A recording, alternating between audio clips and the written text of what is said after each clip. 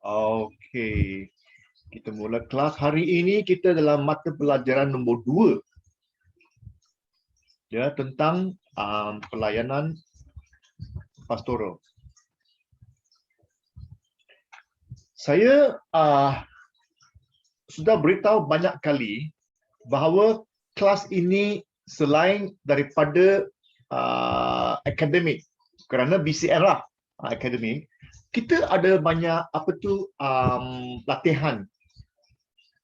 Ya, saya akan meminta kamu semua tulis.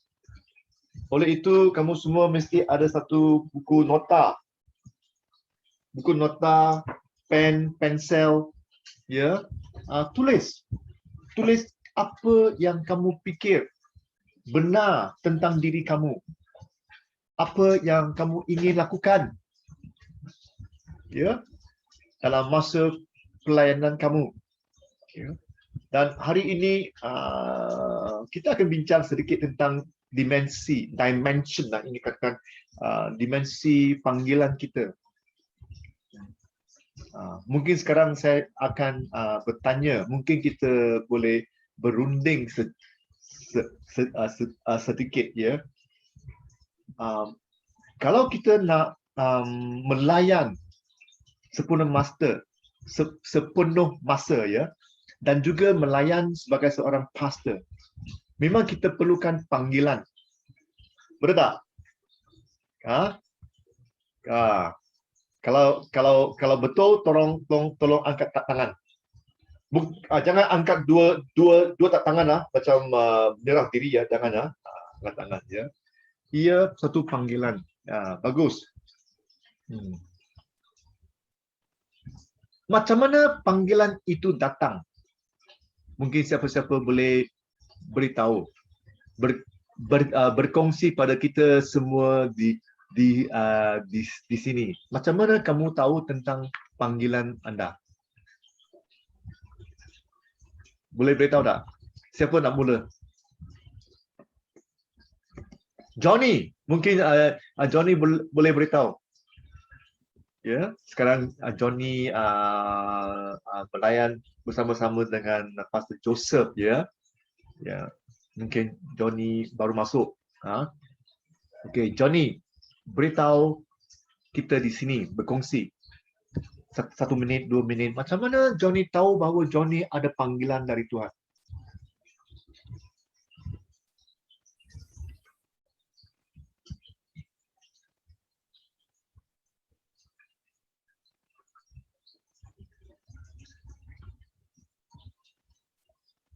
Tak dengar lah. Tak dengar. Ada suara. Johnny, mic Johnny, mic tutup, ya. Halo. Okey, boleh. Berkongsi sedikit. Saya ringkaskan saja lah.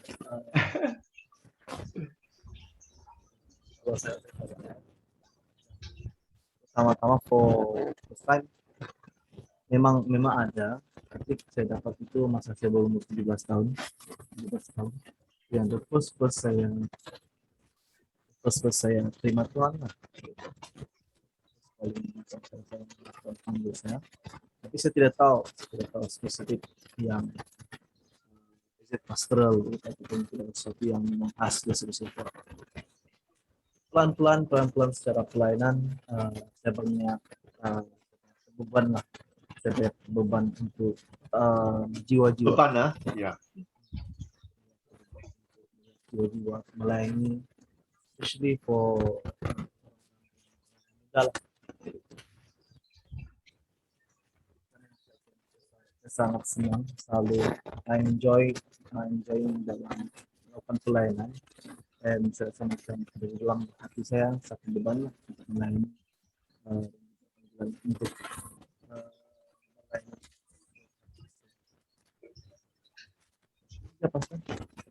Okey, bagus. John, macam mana John? John datang dari Sarawak kan, datang sini, ya. Okey. Macam mana John tahu bahawa John ada panggilan? Hmm, kalau dari segi panggilan, terutamanya dulu pastor, saya mulanya saya dipanggil Tuhan melalui firman Tuhan lah. Dulu waktu kecil, Firman Tuhan. waktu ya dalam umur 12 tahun macam tuh, dulu saya ada ikut satu camp di gereja, sebuah gereja lama. Saya ikut camp di situ, camp sekolah minggu. Jadi kita setiap pelajar dipilih untuk mencari satu ayat firman Tuhan untuk hafalan yang mana menyentuh hati kita, kita disuruh pilih. Bukan saja kitab. Masa tu belum tahu buka kitab, belum tahu apa-apa. Jadi saya pilih satu ayat, itu dekat Yohanes 3:16. Satu Yohanes firman Tuhan yang 3:16. terkenal. Ya. Yesus memberikan anaknya yang tunggal supaya orang percaya kepada anak itu tidak mati dan boleh kehidupan yang sejati dan kekal. Jadi bila saya sudah semakin besar, bila saya sudah umur dalam 14 ke 15 tahun macam tu, sekali lagi firman Tuhan tu datang kepada saya, dan bila saya membaca dia pastor, saya macam terbeban dengan satu perkataan di situ. Dia berkata, siapa yang tidak percaya kepada anak itu siapa yang percaya kepada anak itu tidak akan binasa, tetapi beroleh kehidupan yang sejati dan kekal. Tetapi siapa yang tidak percaya, maksudnya dia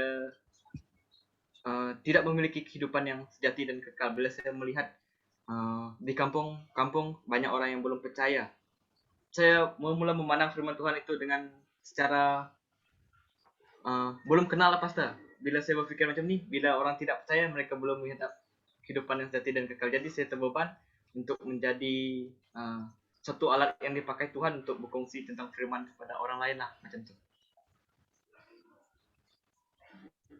Dan ada juga lah dari pastor mereka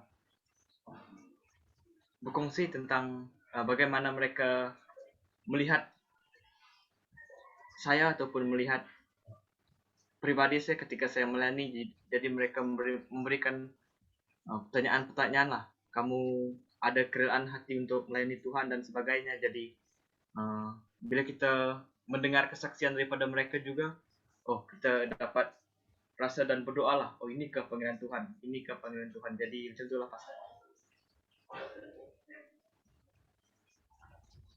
Bagus. Joseph, Pastor Joseph, boleh berkongsi dengan kita di sini. Kami di sini ya. Macam mana Joseph tahu tentang ada panggilan dari pastor? Ya, pastor. Selamat pagi semua. Bagaimana saya tahu saya ada panggilan? Ya, a long story lah, pastor. Try to make it short. I born in a Christian family. Saya lahir di keluarga Kristen. Alright. Not only a Christian family, but my father is also seorang penginjil. Evangelist Evangelist, ya. Alright. He started from 77 lah, 1970. Wow. Long ago. So sekarang dia masih juga, but dia tidak attached to any. Dulu dia melayani dengan SIB, tapi consider so-called retired, but I mean not retired from just organisasi kan. So from nama saja retire tapi hati darah masih menginjil lah. Dia melayani freelance lah sekarang, so begitu.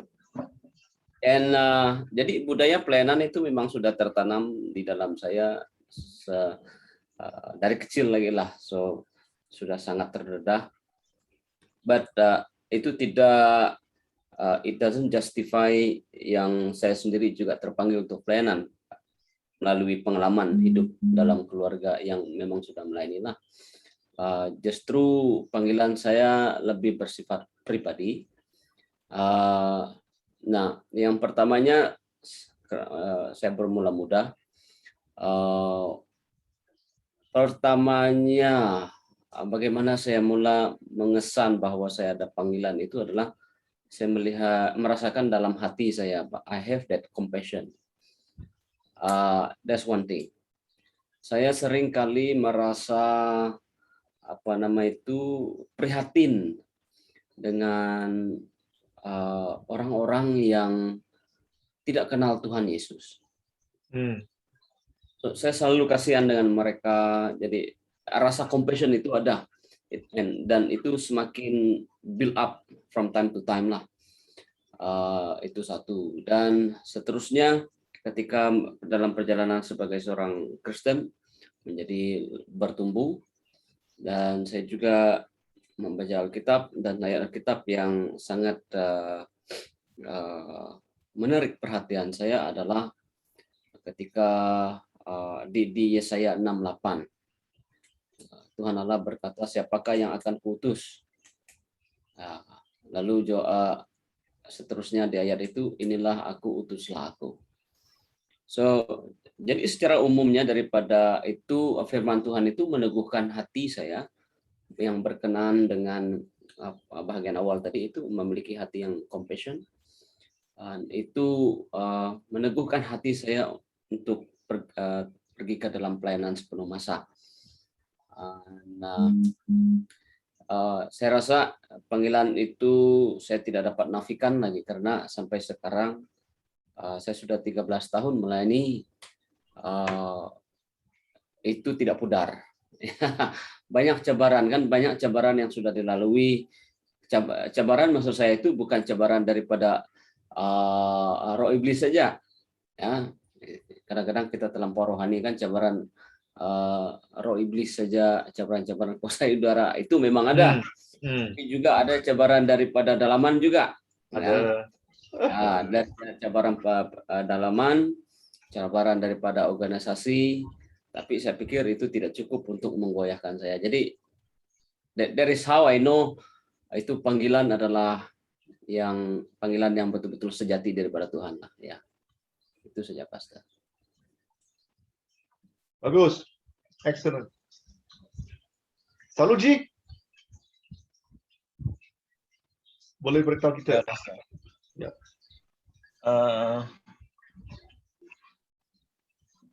Sebenarnya macam inilah. Panggilan saya sebenarnya memang dari saya lahir juga lah, daripada keluarga Kristian. Dan juga ayah bapa saya pun seorang pelayanan juga lah di kampung.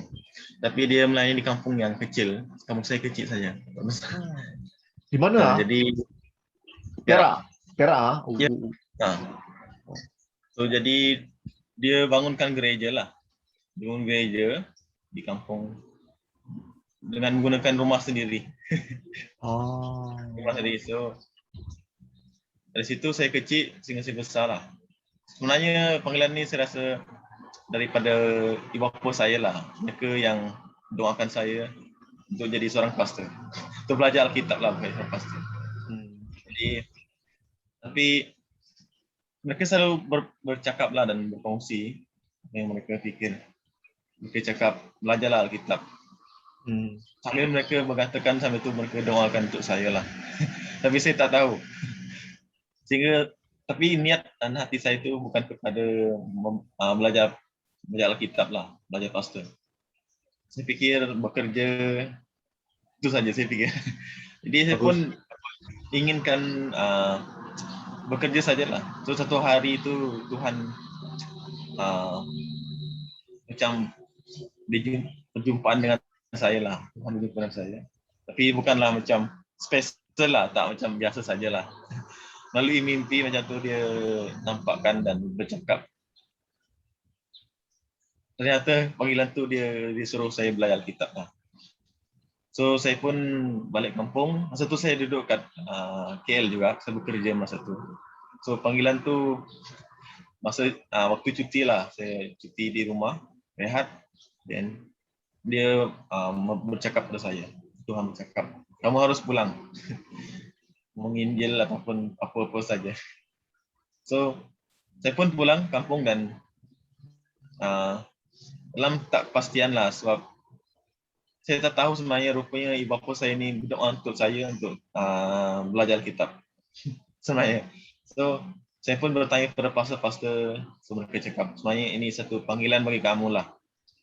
menjadi seorang pastor ataupun melayani Tuhan. Tapi saya pun macam berkeras hati juga untuk tidak belajar. Tapi hari demi hari Tuhan tuh bukakan hati saya lah untuk betul-betul pergi melayani Tuhan. So suatu hari saya pun terbuka hatilah belajar kitab. Itu saja. Bagus. Saya perasan banyak kampung-kampung orang asli di Semenanjung, bukannya besar, kecil saja. Ya. Dan juga kampung-kampung di Sabah Sarawak. Ya. Lebih besar kan? Besar. Kampung-kampung Iban, Dayak sana besar, tapi kampung di Semenanjung sini orang asli kecil sikit lah. Okay. Oh. Dan juga saya tahu ada puak-puak orang asli di sini, mereka memang ada kalanya mereka pindahkan. Oh, mereka pindah dari satu tempat ke satu tempat yang lain. Oleh dulu lepas dah. Dulu, sekarang kurang tak ada. Oh. Mereka menetap lah. Ya, pastor. Menetap di satu tempat. Oh, okey. Bagus. Esther. Suami Esther pastor ke ataupun bukan pastor? Pastor. Suami Pastor saya juga? pastor. Ya. Okey. Esther perasan Esther ada panggilan tak? Ada. Saya ada cerita sedikit lah ya. Boleh. Saya dulu datang sini tahun 96. Saya kerja dulu, kerja di Tilang. Lepas itu singkat cerita saya pun saya dulu Protestan. 96 96 saya datang. Wah, dah lama dekat Malaysia. Okey, sorry. Okey, saya Protestan. Saya gereja Protestan. Protestan Indonesia. Di Indonesia. Tapi saya datang ke sini, saya tak jumpailah gereja Protestan, agak susah kan. Ada. Lepas itu saya ada seorang hamba Tuhan, dia datang kepada hostel kami lah. Dia ajak kita orang pergi gereja dia. Ya, itulah FGA. Saya pun ikutlah dengan dia. Mula-mula memang saya tak tahulah tepuk tangan sebab Protestan tak ada macam itu kan. Tak ada bahasa roh. Saya rasa macam asing lah. Mula-mula saya datang macam rasa pelik lah ini ibadah kan. Saya diam saja, tapi masa itu saya pikir daripada saya tak pergi gereja, tak apalah, saya ikut macam itulah sebab saya rasa saya ingin beribadah kan, sebab sudah biasa kita dekat Indonesia memang tiap hari Ahad kita beribadah. Jadi saya pun ikut sajalah, tapi lama-lama saya disentuh dengan firman Tuhan oleh masa itu pastor kami adalah orang India, tapi dia memang lembut dan juga firman Tuhan yang disampaikan tuh masuk dalam hati saya, dia jelas menerangkan firman itu. Jadi saya pun tak macam di gereja saya, macam itu saya bandingkan lah, tak macam gereja saya macam dulu. Firman itu tidak jelas diterangkan. Jadi saya pun tertarik lah dengan lewat firman itu, saya tertarik dan lama-lama sampai saya pun melayani lah. Singkat cerita saya pun sampai dibaptis di gereja itu. Saya pun serahkan diri saya untuk dibaptis dan saya pun sebab di gereja itu juga ada, gereja kami ini ada kelas Alkitab kan, selalu tiap Ahad ada kelas Alkitab. Jadi saya banyak belajar dan itulah saya pun terpanggil lah untuk sekolah Alkitab. Saya sudah sekolah di Malang, Indonesia. Saya sudah pernah sekolah Alkitab. Lepas saya habis kontrak 6 tahun di sini, saya pergi Indonesia, saya sekolah Alkitab 1 tahun. Tapi saya sudah bertunangan dengan suami saya. Suami saya dia sudah pelayan di sini kan. Masa itu dia pun ajak saya kawin. Lepas saya 1 tahun sekolah, saya kawin, saya terus datang baliklah ke Malaysia dengan dia. Sama-sama lah kami melayani di FGA. Jadi saya ingin sampai sekarang saya melayani di FGA sampai saya kami teruslah, tak ada gereja lain. Kami memang melayani terus di FGA. Jadi sampailah sekarang suami saya cakap, kamu lanjutkanlah belajar di BCM, sebab saya hari itu kan masih belum habis lagi. Jadi saya pun sekarang anak saya sudah besar, saya pun rasa macam saya pun terpanggil untuk lebih lagi lah, sebab saya rasa pelayanan perlukan kita pengetahuan juga lebih lagi, ya kita belajar lagi supaya lebih lagi lah boleh melayani jemaat, dan kita juga ada persiapan. Saya rasa memang perlulah kita belajar. Itulah panggilan saya untuk saya mau sekolah lagi walaupun sudah tua, tapi saya mau belajar lagi lah untuk lebih lagi lah boleh dapat melayani jiwa-jiwa itu untuk lebih efektif, lebih lebih bagus lagi lah pastor, supaya banyak lagi anak-anak Tuhan mengerti firman Tuhan. Kita boleh jadi mengajar mereka ya, karena kalau kita ada persiapan, ada pengetahuan, kita boleh mengajar mereka lebih baik lagi ya. Itulah panggilan saya. Bagus. Bagus. Ya.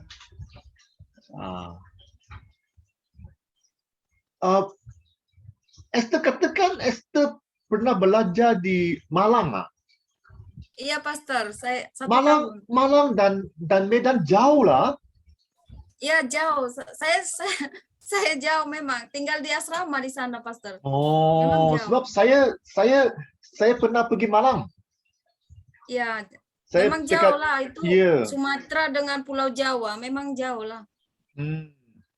Sebab saya pergi Malang, lepas tu kami pergi Sulawesi. Oh, lagi jauh lagi. Sulawesi Tengah. Ya. Dan juga pernah dengar Manado. Iyalah, itu Sulawesi lah, Manado, Sulawesi. Ya. Kalau itu Malang, wah memang jauh dari Medan. Medan tu Sumatera. Malang jauh. Ya, saya naik kapal terbang, harus naik kapal terbang, pastor, pergi Perlu, Malang. perlu. 1,5 hari ya. 1,5 hari. Iya, jauh. Dari Jakarta terus kita pergi lagi naik kereta api. Pesawat. Naik kereta api lagi. Masa itu saya tak tahu sangat kan perjalanan ke sana. Saya singgah dulu di Jakarta. Naik kereta api ya? Wah. Naik kereta 1 hari api lah. kita 1 hari. 1 hari. Ayo. 1 hari. Wah. Jauh, pastor, jauh. Memang.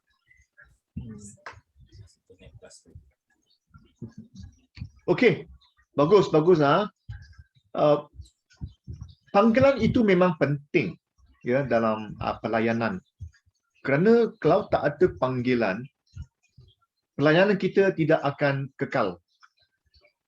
Ya, dia akan tak ada. Kerana panggilan yang dapat kita teruskan pelayanan kita. Ya. Alright.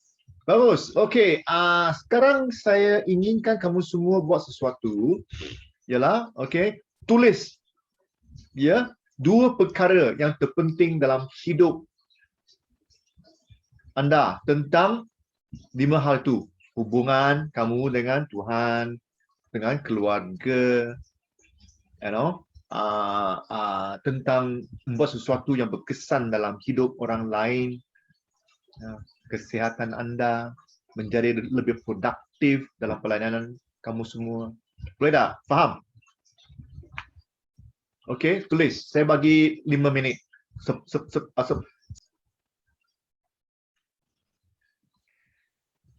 Soalan-soalan, okey, perkara-perkara ini memang penting supaya kita bukan hanya sekadar belajar dalam kelas ini, ya, tetapi kita akan fikir lebih. Ya, fikir apakah tujuan, nombor 1, tujuan kita melayan. Oleh itu saya tanya tentang panggilan. Adakah kita mempunyai panggilan?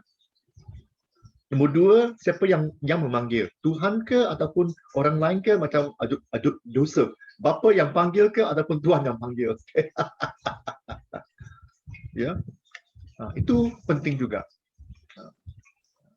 Dan ia akan memberi kita kesan yang lebih mendalam dalam panggilan kita, dalam pelayanan kita. Ya.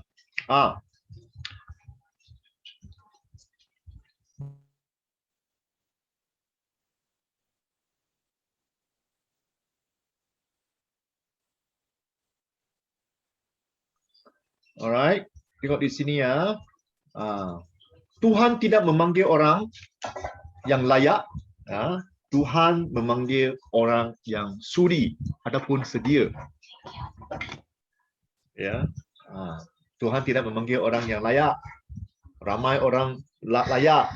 Kita ada apa-apa, degree ke tentang belajar tinggi-tinggi, ya, layak memang.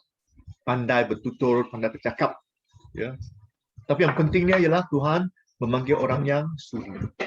Ramai kita nampak dalam Alkitab, ramai yang mereka memang tidak layak. Apabila Tuhan memanggil Musa, nanti kita akan bincang, ya. Apabila Tuhan memanggil Musa, Musa pun katakan bahawa dia tidak layak. Paulus, ya, walaupun Paulus layak, Paulus Farisi, dia memang layak, tapi itu tidak penting. Apa yang Paulus gunakan untuk melayan bukannya kerana dia Farisi, kerana dia dipanggil. Kita juga akan bincang tentang Paulus, Timotius dan juga Musa. Ya, okey. Dimensi apabila kita dipanggil, dimensi menegak. Maksudnya Inggeris kata vertical, ya, panggilan dari Tuhan, ya, panggilan Tuhan yang memulakan. God is one that initiate, ya, Tuhan yang memulakan panggilan. Okey. Nah, kita tengok, boleh tak kamu semua buka Yohanes 15:16. Boleh tak siapa baca, ya? Mungkin saya panggil Johnny. Johnny boleh tolong kita di sini baca Yohanes 15:16.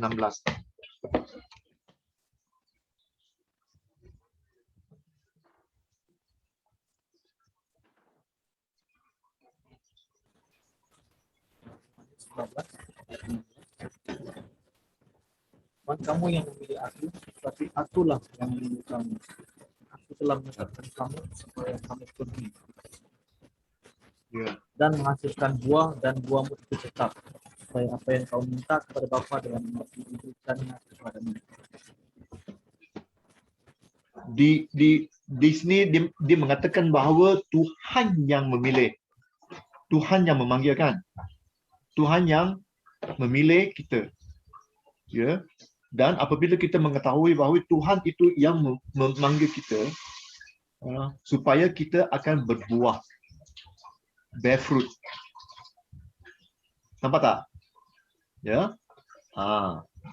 Tuhan yang memanggil dan dia akan menolong kita supaya kita boleh dapat berbuah.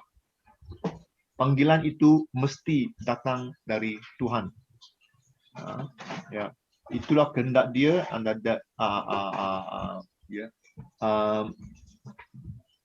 Kelas dulu kita juga bincang, ya, tentang panggilan hidup semula. Itulah panggilan pertama. Itu yang penting. Apabila kita tahu bahawa Tuhan memanggil kita untuk melayan, tetapi sebelum panggilan untuk melayan, kita mempunyai panggilan untuk menjadi orang percaya, hidup semula, born again. Ya. Lahir baru. Ya. Menjadi hidup baru. Right? Qualified. Bukan hanya sekadar qualified. Are you willing? Willing. Ramai orang yang bagus, tapi mereka tidak sudi.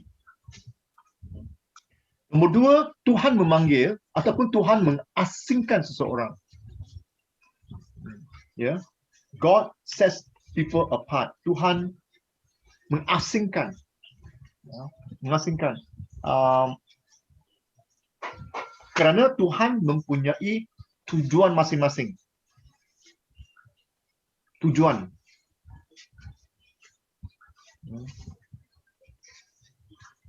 Kamu semua mesti ingat ya. Mesti ingat lah. Alright. Apabila Tuhan memanggil kita untuk melayan, memang kita bukan orang biasa. We are not the same. Kita dipanggil, kita mempunyai kerja, ya, kita mempunyai pelayanan, ministry. Kita berlainan. Cara-cara kita hidup, ya,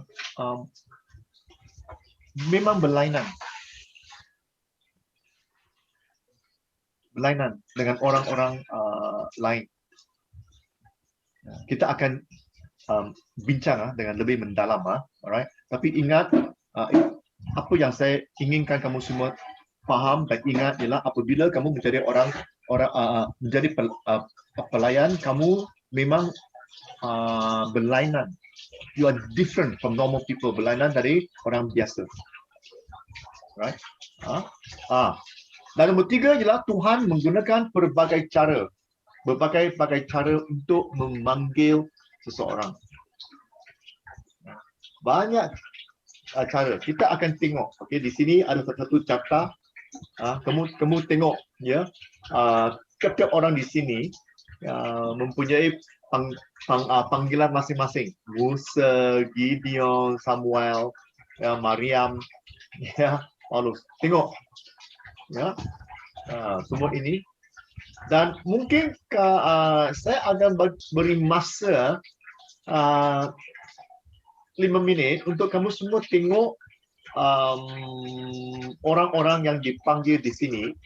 Ya, selepas ini kamu pilih satu orang, ya, dan mungkin boleh berkongsi dengan kita semua di sini. Seseorang yang menarik perhatian kamu, ya, okey, faham? Ambil di sini, di sini kamu semua nampak Tuhan memanggil dengan cara-cara yang berlainan. Ada, ya, dengan suara didengar. Musa memang dengar suara Tuhan, ya, Musa, ya, dengar. Paulus juga mendengar. Maryam, malaikat datang dan memberitahu Maryam bahawa dia akan mengandung dan akan membawa Yesus, ya, dan dia menjadi ibu kepada Mesias, Messiah, ya. Tuhan juga memanggil seseorang dan menggunakan orang lain. Elisha, ya. Ada kalanya ada orang juga macam saya, ya. Ada pastor juga memberitahu saya bahawa pernahkah, ya, mereka pun takutlah, mereka pun tak berapa pasti, ya. Mereka pun pernah tanya saya, adakah kamu pernah berdoa untuk menjadi orang menjadi pelayan? Saya pun terkejut, ya. Kenapa tanya saya, ya? Ada orang datang, ya. Dan juga Tuhan memberi arahan pribadi, ya, apa yang kita harus lakukan, ya. Dan ada kalanya kerana kita memang pernah melayan dan kita tahu bahawa apabila kita melayan sepenuh masa, apa yang kita melakukan untuk Tuhan menjadi lebih kekal. Ya. Ya. Okey. Faham? Alright. Kita tengok di sini. Tadi kita tengok, ya, nombor 4. Tadi kita nampak bahawa Tuhan menggunakan berbagai cara untuk memanggil seseorang. Nombor 4 ialah Tuhan pelengkapan panggilan berdasar pada respondan. Apakah cara-cara kita merespon? Apa yang kita nak beritahu pada Tuhan? Respondan. Adakah kita katakan bahawa kita hendak ataupun tidak? Ya. Adakah kita besar hati? Adakah kita komplain? Ya. Adakah itu yang respondan kita? Ya. Dan nombor 5 ialah Tuhan mengesahkan panggilan secara langsung, tetapi dalam kes lain dia memanggil secara tidak langsung. Inilah cara-cara Tuhan memanggil kita semua.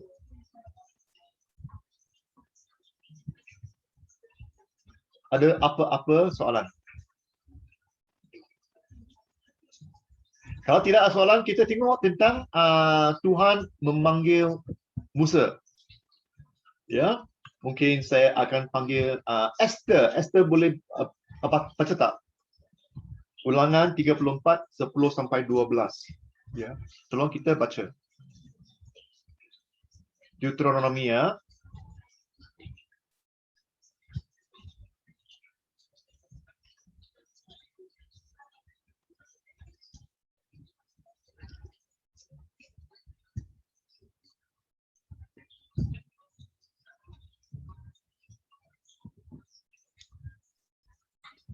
Oke, Ulangan 34 ayat 10. Seperti Musa yang dikenal Tuhan dengan berhadapan muka, tidak ada lagi nabi yang bangkit di antara orang Israel.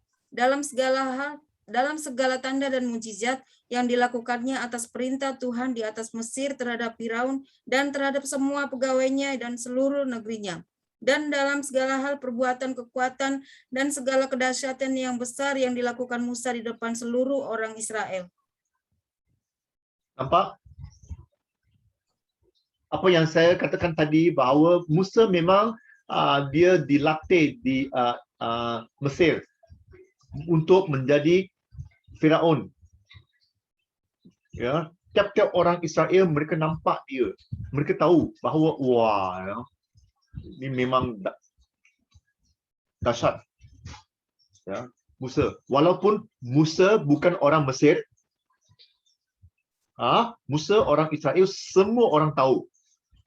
Orang Mesir tahu, orang Israel tahu bahawa Musa ini memang orang Israel, tetapi dia layak menjadi Firaun yang baru. Mereka tahu. Ya, dia tak ada siapa. Dan nombor 2, Tuhan memanggil dia menjadi nabi. Ya, dia nabi.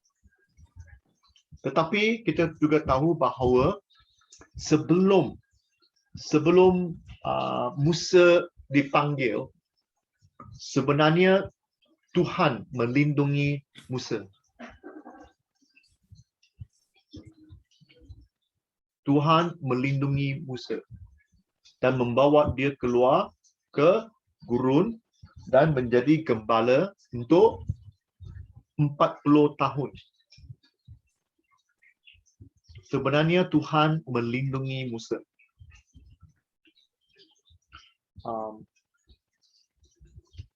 Kerana Tuhan ingin Musa melakukan sesuatu. Musa kena keluar dari Mesir dahulu, ya, untuk memperlengkapkan dia, untuk memberi dia masa. Berapa lama? 40 tahun. 40 tahun.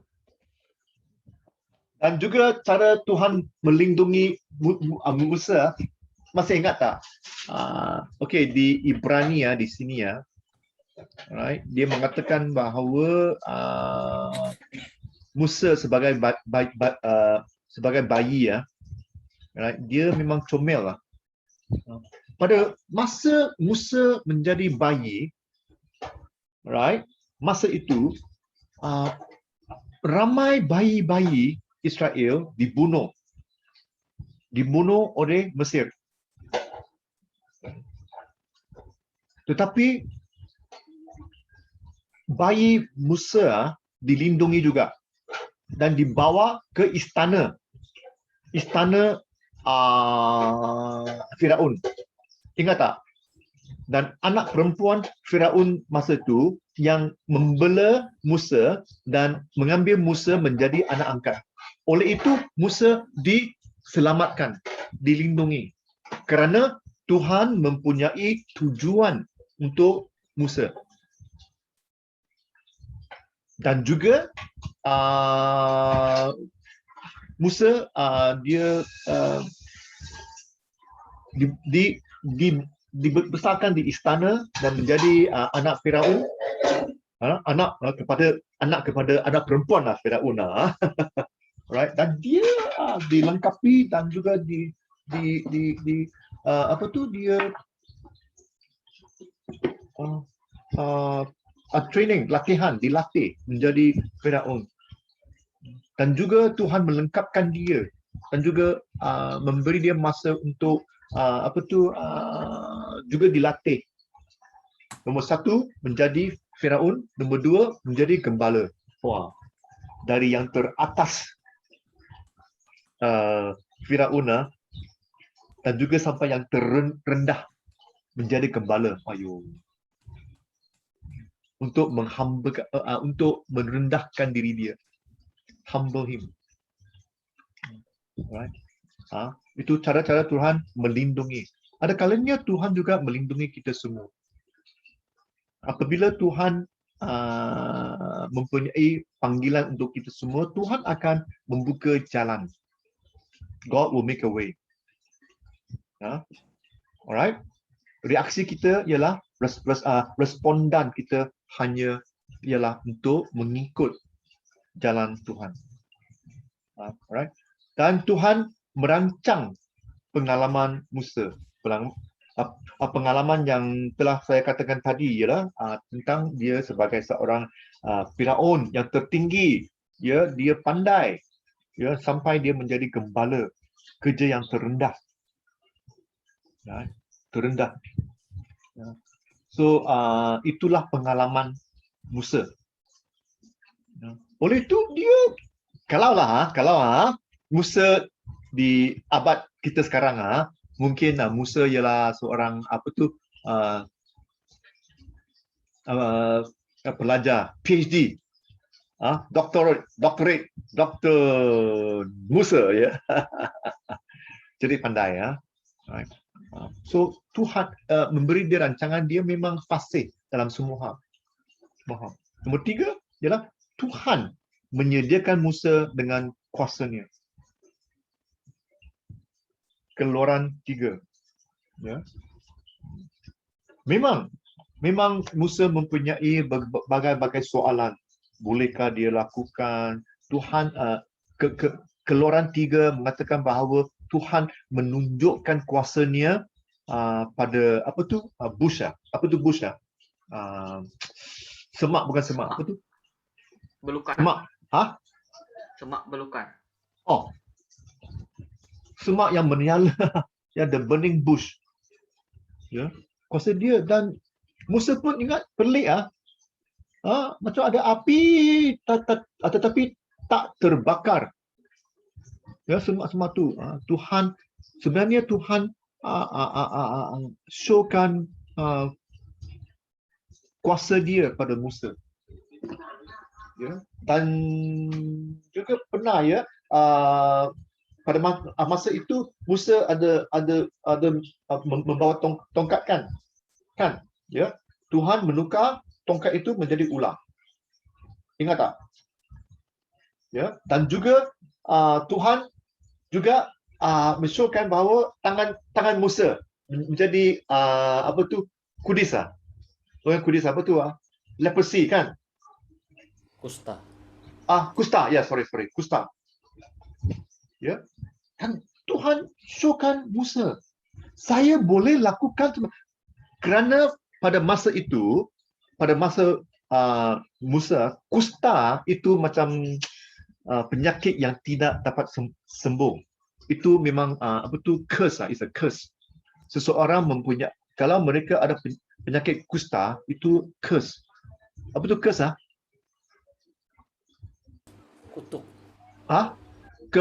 Kekutukan ya, kekutukan ya, kutuk ya. Kalau ada kusta itu memang kutuk. Itu satu. Tapi Tuhan showkan pada Musa bahawa walaupun kamu mempunyai penyakit yang tidak dapat disembuhkan, saya boleh sembuh. Saya Tuhan segala-galanya. Dan Tuhan showkan Musa apa yang dia boleh lakukan. Alright? Itu yang Tuhan showkan pada Musa. Itulah cara-cara Tuhan memanggil Musa. Saya harap di sini ya, kamu semua, Tuhan tidak perlu melakukan semua ini untuk memanggil kamu semua lah. Kalau tidak, kita kena ambil tongkat lah. Kita semua. Tak payah ya. Tetapi Tuhan memanggil kita semua dengan cara-cara yang berlainan. Ini hanya satu misalan tentang panggilan Musa. Kita juga akan tengok tentang panggilan Timotius nanti. Ya. Alright. Kita akan berehat sekejap. Tapi masa berehat kita akan ambil 20 minit. 20 minit. Sekarang pukul 10.30. Tolong balik pukul 10.50.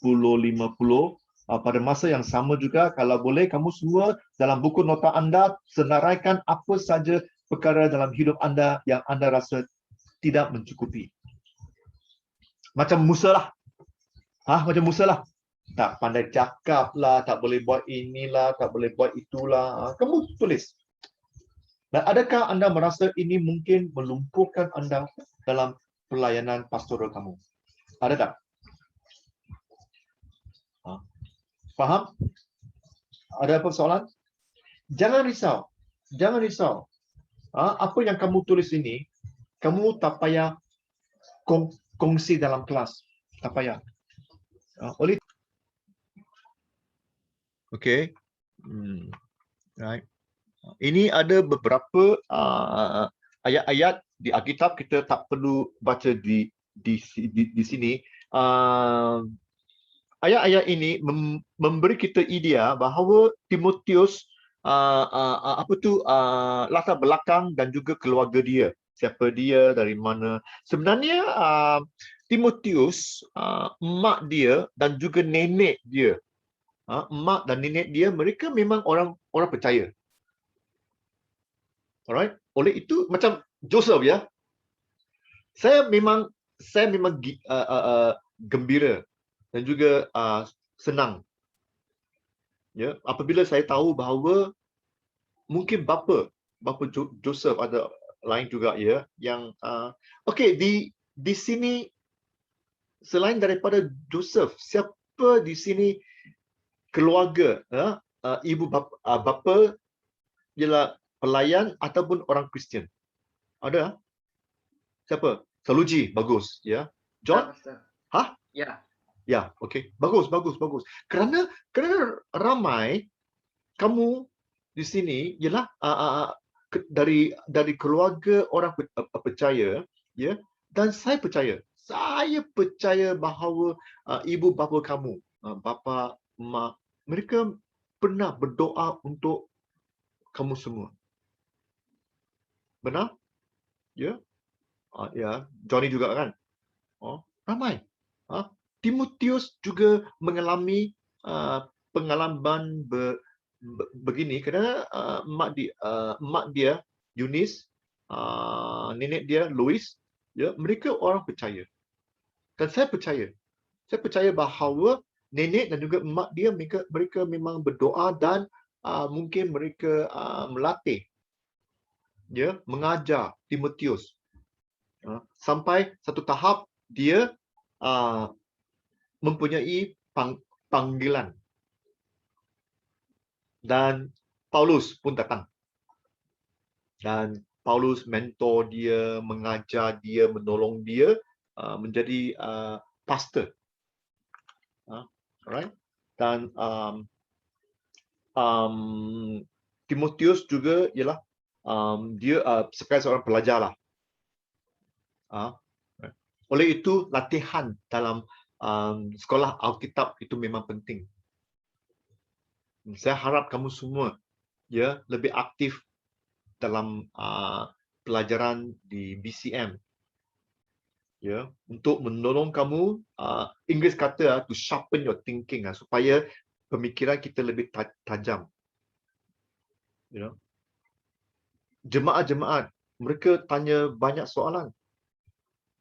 Ada kalanya kita pun tak tahu macam mana nak jawab kan. Ada pernah, macam mana nak jawab? Ayo, Tuhan tolong saya, beri saya bijaksana cara-cara saya menjawab soalan-soalan. Ada kala tak ada jawapan. Apa yang kita katakan, ya, okeylah, mari kita berdoa. You know. Doa saja, tapi saya nak pengesahan. Boleh tak beri saya jawapan? Tak ada jawapan. Kan? Ada banyak kali begini. Oleh itu, apabila kita dilatih, biarpun BCM, biarpun tempat-tempat lain, seminar ke apakah, ialah untuk menolong kita, ya, dengan pemikiran yang lebih tajam. Pemikiran yang cerah, yang kita tahu, ya, jawapan-jawapan kepada jemaat-jemaat. Oleh itu, Timotius pun belajar dengan aktif. Dan juga dia mempunyai saudara-saudara jemaat-jemaat lain yang mengatakan bahawa Timotius ini memang budak baik. Kalau orang katakan dia mempunyai panggilan untuk melayan, bagus. Timotius ini bagus. Ya, laporan daripada jemaat-jemaat lain. Ya. Kalau kita nakal, kita macam iblis. Kalau saya lah macam iblis. Saya datang di gereja. Saya mempunyai panggilan untuk melayan. Apalah budak ini macam iblis, ada panggilan. Ya. Laporan hidup saya tak elok. Ya. Banyak prasangka. Member-member jemaah-jemaah pun bingung. Benar ke tak benar? Ya. Tak berdoa, hidup tak berdoa, hidup tak membaca Alkitab, selalu mabuk, selalu berjudi. Dikatakan dia ada panggilan. Tak selaras lah. Betul tak? Tak selaras. Macam, orang ini walaupun dia datang gereja, memang datang gereja, tapi dia datang gereja mabuk, datang gereja banyak girlfriend, hari ini girlfriend ini, esok girlfriend lain. Alamak, utang uang, utang sini, utang sana. Nanti dikatakan dia ada panggilan. Ya, sanksilah. Benar tak? Sanksi kan? Ya. Tapi Timotius ini memang dia budak baik, ya. Dan dia kelakuan, dia memang member setuju, no problem. Timotius katakan dia ada panggilan, no problem, sebab dia memang mengikut cara-cara Alkitab. He is a Bible follower, call it. Dan nombor 4 ialah ia mereka meletakkan tangan, ya. Itu memang satu tabiat atau our practice lah. Terutamanya kami AG ya. AG banyak kali kita lay hands lah, letak tangan untuk memisahkan seseorang menjadi pelayan sepenuh masa, ya. Dan di sini juga kita berdoa, ya, supaya mereka mempunyai karunia Roh Kudus apabila kita meletakkan tangan pada mereka semua. Yep. So, apapun maksud yang Tuhan gunakan,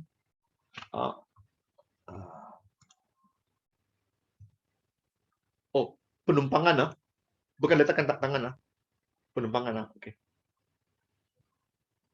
Mari Ya, saya tukar dulu. Nanti saya lupa lah. Penumpangan lah.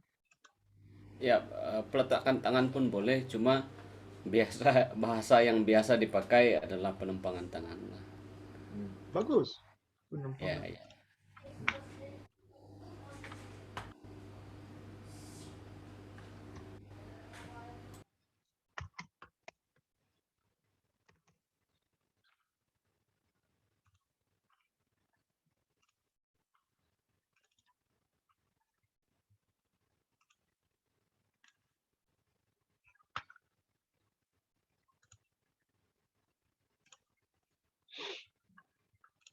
Okey, menumpangkan tangan ah.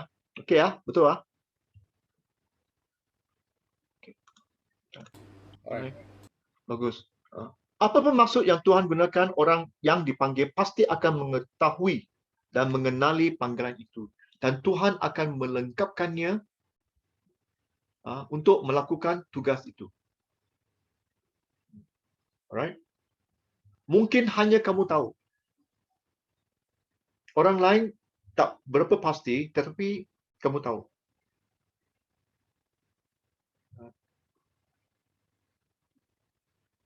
Dan jika Tuhan inginkan kamu melayan, dia akan memulakan panggilan. He will initiate. Dia akan memanggil.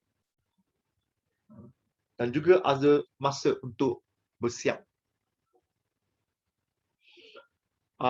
Pada masa sekarang, cara-cara persiapan, ya, nombor satu ialah sekolah Alkitab, BCM ke apa ke. Dan nombor dua, saya percaya, ya, yang saya akan gunakan ialah cara-cara persiapan ataupun dilatih oleh pastor-pastor kamu. Kerana pastor-pastor kamu ataupun ibu bapa, mereka pernah dilatih, mereka tahu cara-cara untuk melayan dengan lebih cekap. Ya. Oleh itu, dua cara untuk buat persiapan. Nombor satu, sekolah Alkitab. Nombor dua, pemimpin-pemimpin ataupun pastor-pastor. Ya, menyiapkan kamu untuk menjadi seorang pelayan. Oleh itu, apa yang diarah oleh pastor kamu, ya, jangan bantah. Jangan sekali-sekali bantah. Kecuali apa yang mereka panggil kamu lakukan itu bercanggah, tak setuju dengan Alkitab. Itu berlainan. Kalau pastor kamu beritahu kamu, Johnny, tolong saya beri satu kotak rokok. Tak elok lah. Kan? Nah, ini 50 ringgit. Mari pergi beli nombor 2245. Tak elok lah. Itu memang tak selaras ataupun tak itu memang bercanggah dengan apa yang diberitahu dalam Alkitab kan. Itu memang saya tidak akan lakukan. You know? Kalau Tuhan memanggil kita, ya, kalau pemimpin-pemimpin, pastor-pastor memanggil kita melakukan sesuatu, bukannya selalu senang. Ada kalanya susah. Ya, tetapi tidak melanggar Alkitab. You know? Ikutlah. Kerana itu semua persiapan. Persiapan supaya kita akan menjadi seorang pelayan yang lebih cekap. Ya. Alright. Faham? Tuhan menyediakan kemampuan untuk melaksanakan panggilan itu. Tuhan akan lekamkan. He will enable. He will help you. Dia akan menolong. Ya. Nampak susah. Ya. Nampak mustahil. Tetapi tolong Tuhan akan menolong kita.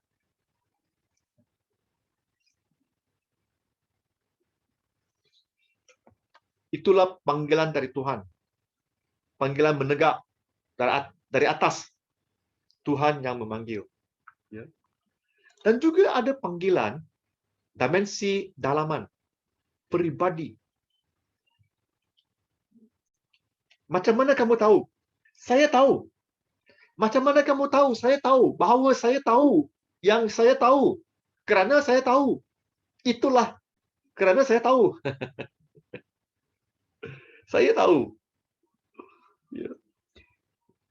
Memang dulu masa saya muda, 40 tahun dulu, 40 tahun, 40 tahun. Memang saya nakal, bukan jahat bukan iblis bukan tapi nakal sikit, suka berjenak ke semua. Saya tahu bahawa saya dipanggil. Tetapi apabila saya berkongsi dengan orang lain, dengan pastor-pastor, mereka pun sangsi. Betul ke Alex ini ada panggilan? Tengok dia nakal sangat, tak serius. Ya. Tapi saya tahu.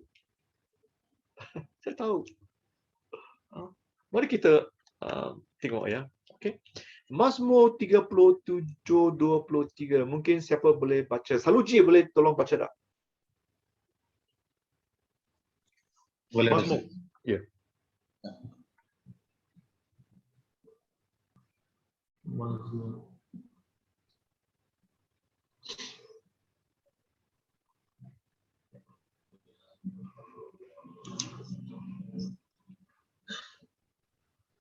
Mazmur 37.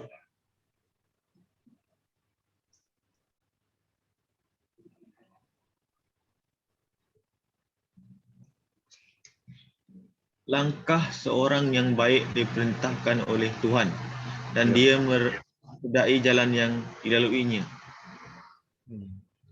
Tuhan yang akan mengarah ya langkah-langkah kita. Yang kita tahu. Ya, kita tahu itu memang dari Tuhan. Tahu. Nombor 2, 1 Raja 19:12. Mungkin John boleh tolong baca? John?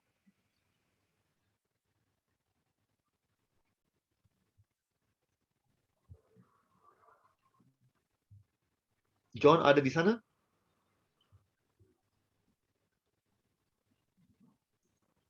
Mungkin John pergi tandas ke apa? Johnny, mungkin tolong baca. Johnny. Okey, sebentar Pastor.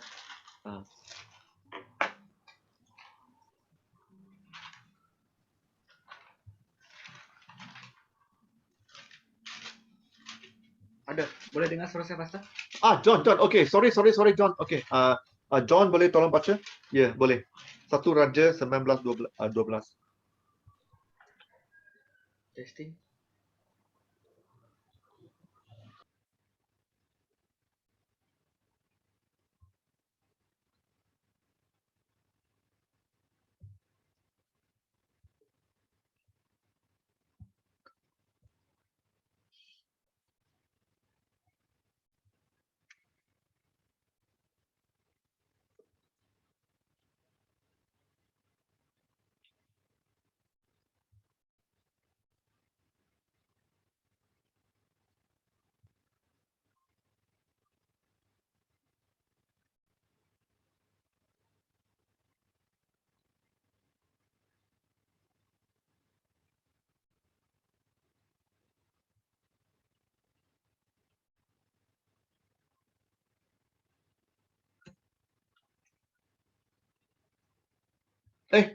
John sudah hilang Okey, tak apa. Johnny, tolong baca. Okey, boleh. Mari kita baca. Saya disconnected. Oke, 1 Raja-Raja. Oke, 1 Raja-Raja 19 ayat 12. Dan sesudah gempa itu datanglah api, tapi tidak ada Tuhan dalam api itu. Dan sesudah api itu datanglah bunyi angin sepoi-sepoi basah.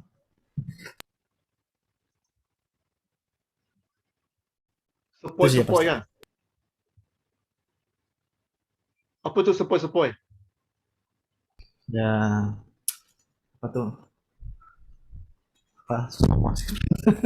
Suara yang apa? Lembut. Lembut. Bukan dia lemah lembut Bukan lemah lembut. Inggris kata still small voice. Satu suara yang lembut yang kamu kena berada di tempat yang sunyi mungkin yang sunyi baru boleh dengar suara sepoi-sepoi. Betul tak? Sekarang orang kurang dengar suara sepoi. Sekarang orang kurang dengar suara Tuhan kerana terlalu banyak suara di luar sana. Suara internet, baca banyak Facebook, banyak Instagram, semua internet. Separuh daripada apa yang kamu dengar, apa yang kamu baca di internet memang tak benar, palsu. Tapi kita percaya. Apa yang dikatakan oleh Tuhan kita tak percaya. Apa yang kita baca di internet kita percaya. Apa yang kita dengar kita percaya. Ya. Kita kena reda. Kita kena sunyi baru kita boleh dengar. Dan banyak kali Tuhan ya berbicara dengan sepoi-sepoi, still small voice. Oleh itu banyak kali saya tahu ya semacam kita macam Saluji, kamu di Shah Alam kan? Shah Alam Shah Alam itu tempat bising. Betul tak? Saluji, Shah Alam itu tempat bising. Kenapa? Ramai orang. Kelang Lama, Esther, tempat bising. Ramai orang, kereta semua boom boom boom boom. Wah, teriak, sorak semua. Saya dari Puchong, tempat bising. Ramai orang. Ada kali kita kena pergi bukit lah. Naik bukit. Tak ada suara. Tak ada bunyi bising. Hanya ada bunyi burung mungkin. Kan? Benar? Bayu. Bertiup. Ada kala ni bunyi burung sekarang dekat Kuala Lumpur tempat saya Puchong tak ada bunyi burung tak ada. Mungkin ada burung gagak lah. Adalah bising sangat tak ada. Semua hilang. Ya. Hanya di bukit, hanya di perkampungan dengar bayu. Apabila bayu tiup apa tu daun-daun hijau mereka bunyi itu. Itulah masa Tuhan berbicara. Apabila kita dapat sunyikan diri kita sendiri. Oleh itu, saya nak showkan cari tempat yang sunyi. Tempat yang kita tinggal. Terutamanya di Kuala Lumpur. Ceras teruk. Kereta tinggal boom boom boom kan. Ya. Kita kena cari tempat yang sunyi. Bilik kamar tidur kita. Kamar tidur sunyi, baru Tuhan akan berbicara. Kerana kita sebagai orang percaya, orang yang dilahirkan semula, Tuhan memang berkomunikasi dengan kita. Ya, memang. Kerana kita perlukan satu tempat yang sunyi. Terlalu banyak suara yang palsu. Malaysia akan habis. Koyak. Dunia koyak habis. Banyak perkara yang tidak benar. Ya, itu bukan apa yang Tuhan katakan. Ya, Malaysia tak ada harapan. Itu bukan apa yang Tuhan katakan. Ya, Malaysia mempunyai harapan kerana kita ada Yesus. Mungkin. Ya, apa yang kita harus lakukan? Memberitakan tentang kasih Tuhan. Ya, itu akan memberi harapan pada orang-orang. Tetapi banyak kali kita hanya dengar berita-berita, suara-suara yang palsu. Tetapi apabila kita menjadi orang percaya, Tuhan akan berkomunikasi dengan kita secara rohani. Dan seseorang yang secara rohani selaras dengan Tuhan akan mengalami petunjuk ilahi. Tuhan akan showkan kita. Apabila kita biarkan Tuhan menunjuk jalan, dia akan menunjuk. Dan kita ikut Kerana kita orang percaya. Kita orang yang telah dilahirkan sempurna, born again. Walaupun kita tak tahu jalan, Tuhan akan memberi kita jalan yang benar dan baru. Dan juga suara dalaman Roh Tuhan akan berbicara dengan kita. Mesti disahkan dengan menggunakan firman Tuhan. Saya pernah dengar ramai orang kata Tuhan berbicara dengan saya. Benar. Tapi apa yang Tuhan berbicara dengan kamu mesti disahkan dengan oleh firman Tuhan.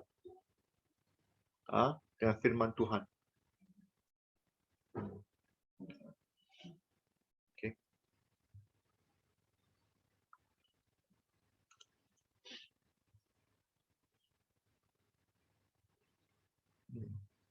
Apa yang orang kata, apa yang kita percaya semua mesti bersetuju dengan kitab. Ya. Kerana Alkitab ialah satu-satunya ayat-ayat yang benar. There's a truth in the word of God. Ayat-ayat yang benar.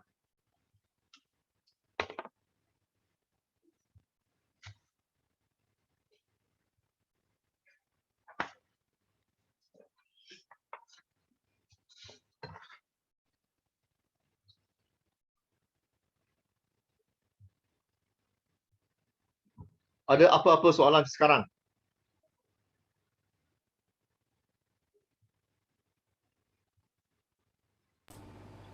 Mari kita tengok tentang keyakinan peribadi ya. English katakan inner conviction peribadi ya. Right? Mari kita tengok Galatia. Right? Joseph, boleh tolong kita baca di sini Galatia 1:15 sampai 17.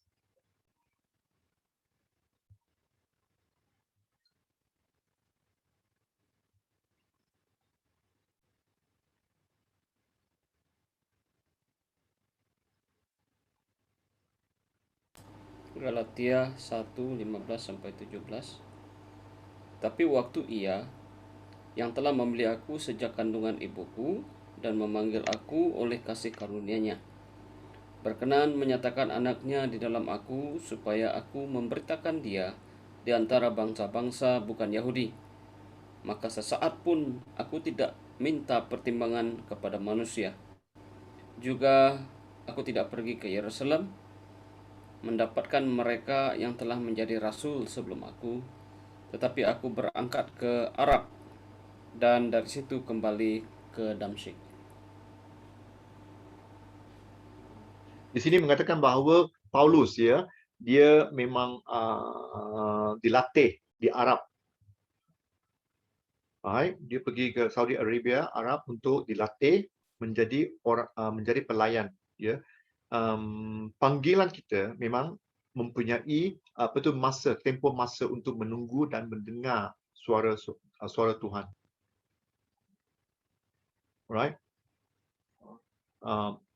Oleh itu, macam apa yang saya katakan, latihan kamu itu memang penting di segi sekolah Alkitab dan juga latihan di dalam gereja. Itu memang mengambil masa. Paulus sama juga. Walaupun Tuhan memanggil dia, tetapi dia mengambil masa untuk menunggu. Nombor satu, dia menunggu untuk Barnabas kan datang untuk berdoa untuk dia. Dia puasa. Dia tunggu. Barnabas datang, berdoa untuk dia. Lepas itu Paulus pergi ke Arab untuk belajar, dan melatihkan diri dia untuk menjadi pelayan. Nombor dua, mari kita tengok kisah Rasul. John sudah keluar, John tak ada. Okay. Johnny, kisah Rasul 13:1.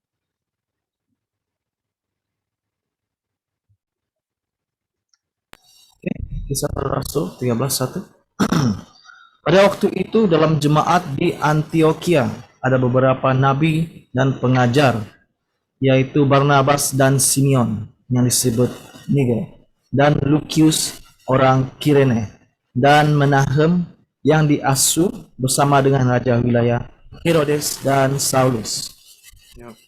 Di sini kamu nampak bahawa Paulus memang aktif dalam kerjanya di dalam gereja. Ya. Itu memang pelik.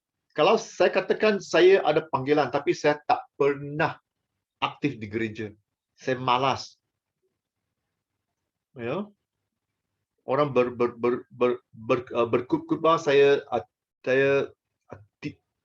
tidur di gereja, tak aktif. Suka saya datang, tak suka saya tak datang. Ya. Nanti saya katakan saya ada panggilan. Pelik kan? Ini tak tahu ada panggilan ke tak ada panggilan ya. Kalau saya aktif, saya kuat berdoa, saya percaya Alkitab itu ialah ayat satu-satunya ayat Tuhan. Ya, saya aktif melayan bersama-sama dengan pastor. Ya, kalau saya katakan saya ada panggilan, mungkin benar kan? Ya, kita juga harus rajin, aktif dalam kerja-kerja Tuhan sebelum kita menjadi orang menjadi pelayan ataupun dipanggil. Ya. Okey, faham ah? Itulah sesuatu keyakinan peribadi dalam hidup hayat kita. Ya. Mungkin ada sesiapa yang boleh berkongsi di sini. Apakah peluang untuk melayani Tuhan sekarang terbuka untuk anda? Ada tak? Mungkin ada khotbah. Joseph, ada? Apa lagi?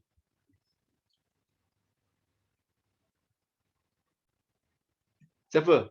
Ada lagi? Melayani dalam pujian penyembahan lah pasti.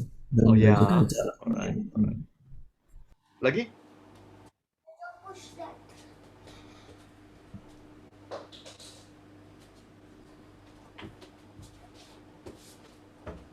Ajar Apa lagi? sekolah minggu, Pastor. Sekolah minggu. Oh ya. Saya saya belum pernah pergi ke kampung-kampung di Sabah Sarawak lah. Saya kurang pasti ya. Tetapi saya pernah masuk perkampungan orang asli. Ya. Banyak perkampungan orang asli, mereka dekat dengan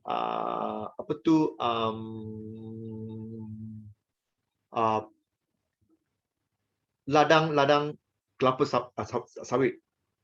Betul lah. Banyak. Dan kerana ladang-ladang kelapa sawit, mereka menyembur ya.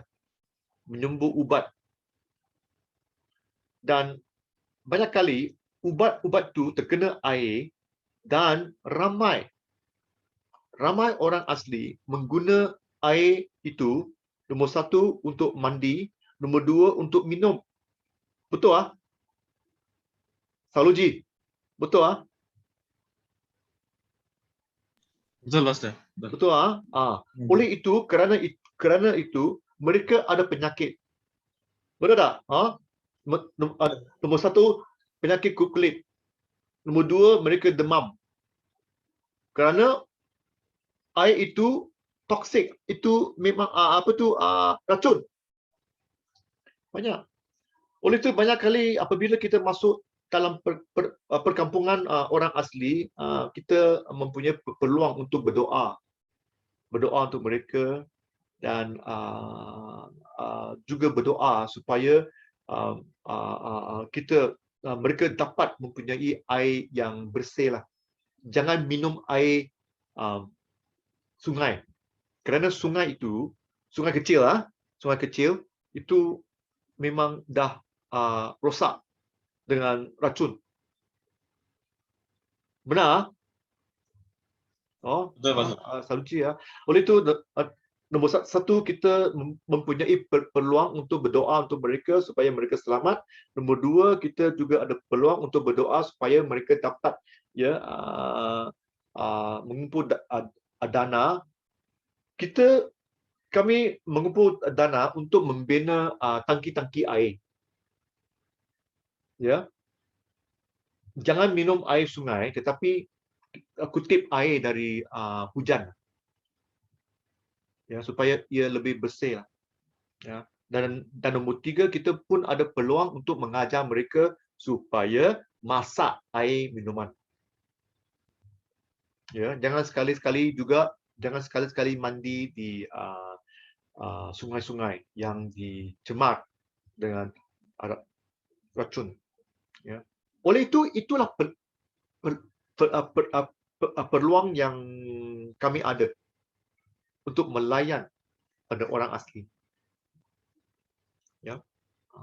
Oleh itu Tuhan akan memberi kita peluang-peluang apabila kita lebih sudi, ya, if we are willing. Kalau kita sudi untuk Tuhan memberi peluang pada kita. Ada siapa lagi yang kamu percaya bahawa Tuhan memberi anda peluang untuk melayan dia?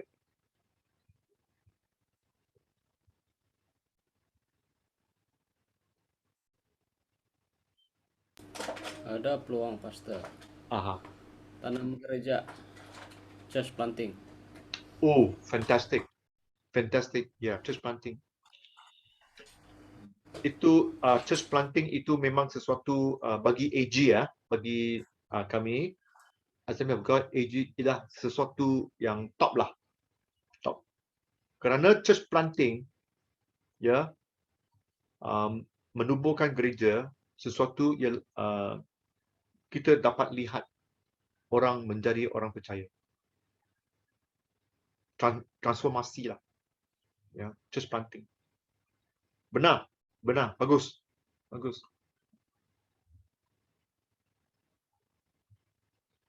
Dan sekarang kita lihat tentang dimensi melintang. Kita nak nampak dimensi dalaman hidup, alright? Dimensi menegak dari Tuhan, dan dimensi melintang, horizontal. Mungkin jemaat-jemaat, saudara dan saudari, ya, menjangkau dan menyentuh kehidupan hidup sebagai seorang pelayan, ya. Hidup kita ialah untuk menyentuh, to touch people's life. Ya. Kita bukan hidup individu. Sekarang saya menjadi orang percaya. Saya tidak inginkan hidup saya dicemar oleh duniawi. Saya kena keluar dari dunia dan hidup persendirian. Itu bukan panggilan Tuhan. Sebenarnya Tuhan Yesus mengatakan, memberitahu kita bahawa pergi, go and preach the gospel, Matius 28:19. Betul? Keluar dan membuat penginjilan. Membuat penginjilan tiap-tiap orang, walaupun di perjanjian lama sama juga.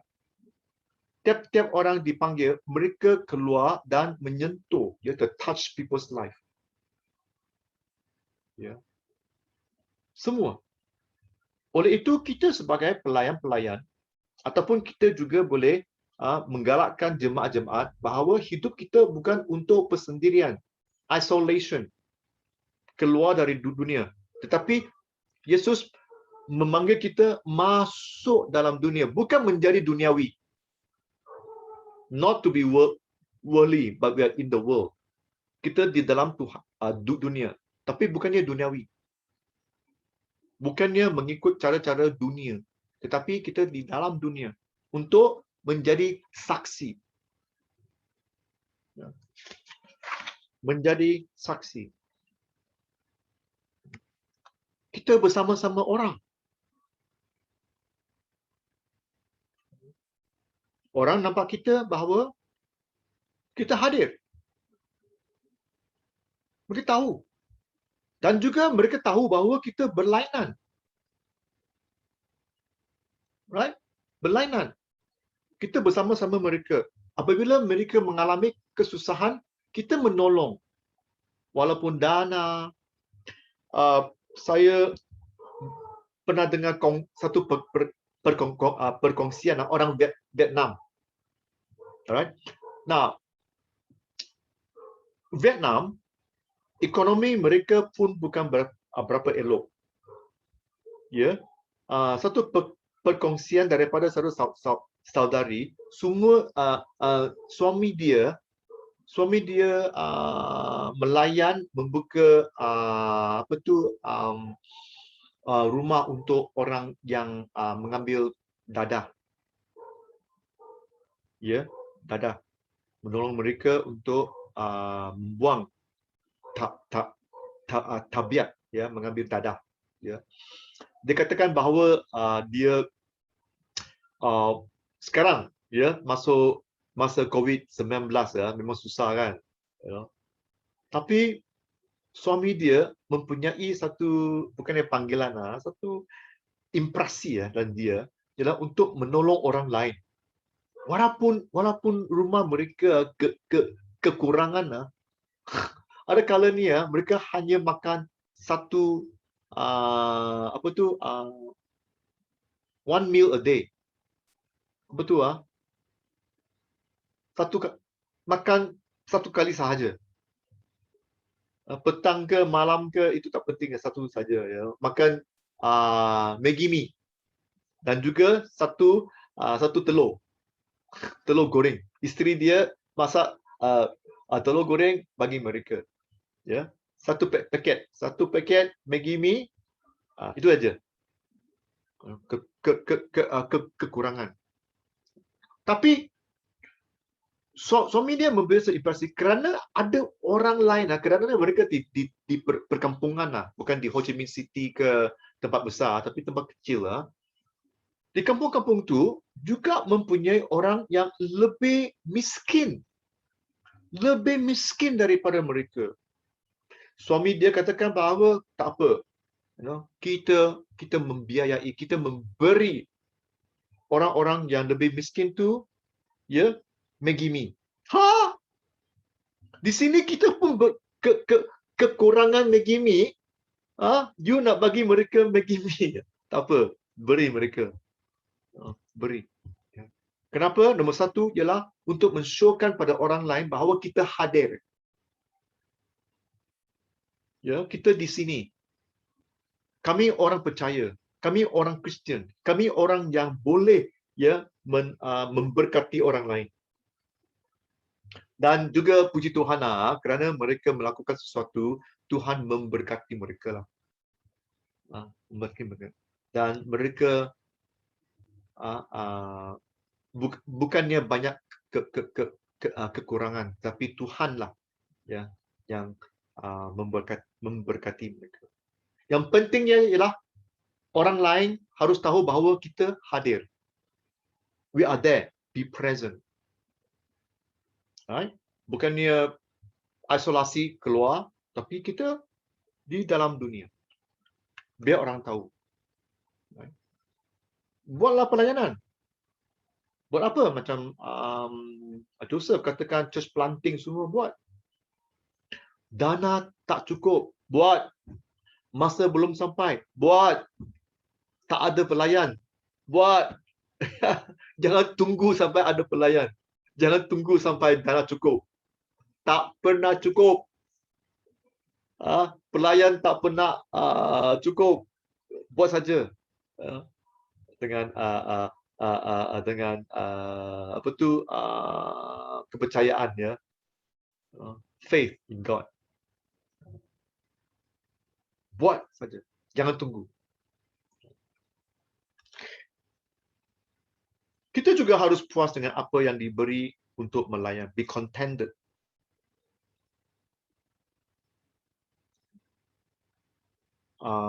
Kita tak perlu menjadi pemimpin sahaja. Kita boleh menjadi pengikut. Ya. Mungkin kita ikut pastor, mungkin kita ikut pemimpin-pemimpin, ikutlah. Puas. Dan ada kalanya kerana melintang, alright, melintang, ya, kita dengar nasihat daripada jemaat-jemaat, saudara-saudari semua, ya. Kita bekerja bersama-sama. Unity.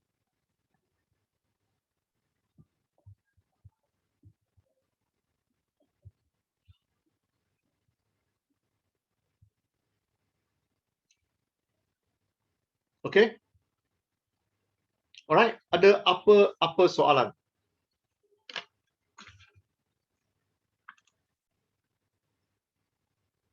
Ya, Joseph, benar. We are in the world but not of the world. Itu memang dalam Alkitab kan? Oh, Alkitab. Ya.